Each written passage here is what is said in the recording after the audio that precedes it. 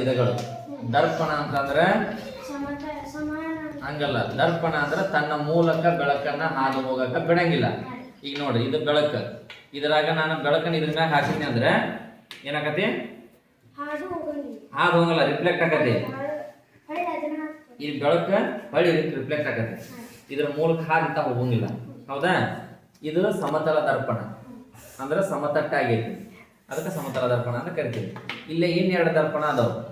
ಇದರಾಗ ನಡ್ರಾಕ ತಗ್ಗಾಗಿದ್ದು ಅಂಚಿಗೆ ಏನಾಗಿರ್ತೈತಿ? ಏರಾಗಿರ್ತೈತಿ. ನಡ್ರಾಕ ತಗ್ಗಾಗಿದ್ರೆ ಇದನ್ನ ನಿಮ್ನ ದರ್ಪಣ ಅಂತ ಕರಿತೀವಿ.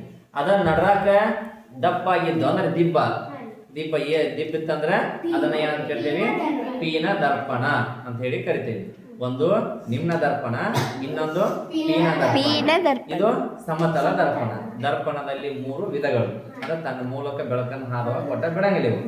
ಈಗ ನೆಕ್ಸ್ಟ್ ಮಸೂರ ಅಂತಂದ್ರ ತನ್ನ ಮೂಲಕ ಬೆಳಕನ್ನ ಆಚೆ ಕಡೆ ವಸ್ತುಗಳು ಈಚೆ ಕಡೆ ಕಾಣ್ತಾವ. ಹೌದಾ? ಅಂದ್ರೆ ತನ್ನ ಮೂಲಕ ಬೆಳಕನ್ನ ಹಾರುವಾಗ ಬಿಟ್ರ ಅವನೇನಂತ ಕರಿತೇವ ನಾವ? ಮಸೂರ ದರ್ಪಣ. ಮಸೂರದೊಳಗಡೆನು 2 ವಿಧಗಳದಾವ. ಒಂದು ಪೀನ ಮಸೂರ, ಇನ್ನೊಂದು ನಿಮ್ನ ಮಸೂರ. ಪೀನ ಮಸೂರ ಹೆಂಗಿರ್ತೈತಿ ಅಂದ್ರೆ ನಡ್ರಾಕ ದಪ್ಪ ಆಗಿರ್ತೈತಿ, ಅಂಚು ಏನಾಗಿರ್ತೈತಿ? ಚೂಪಾಗಿರ್ತೈತಿ. ಅದ ನಿಮ್ನ ಮಸೂರ ನಡ್ರಾಕ ತಗ್ಗಾಗಿ ತೆಳುವಾಗಿರ್ತೈತಿ, ಅಂಚಿಗೆ ಏನಾಗಿರ್ತೈತಿ? ದಪ್ಪ ಆಗಿರ್ತೈತಿ. ಇದು ನಿಮ್ನ ಮಸೂರ, ಇದು ಪೀನ ಮಸೂರದ 2 ವಿಧಗಳು. ದರ್ಪಣದಾಗ 3 ವಿಧಗಳು: ಸಮತಲ ದರ್ಪಣ, ನಿಮ್ನ ದರ್ಪಣ, ಪೀನ ದರ್ಪಣ. ಅರ್ಥ ಆಯ್ತಾ? ಕಟ್ ಮಾಡಿ.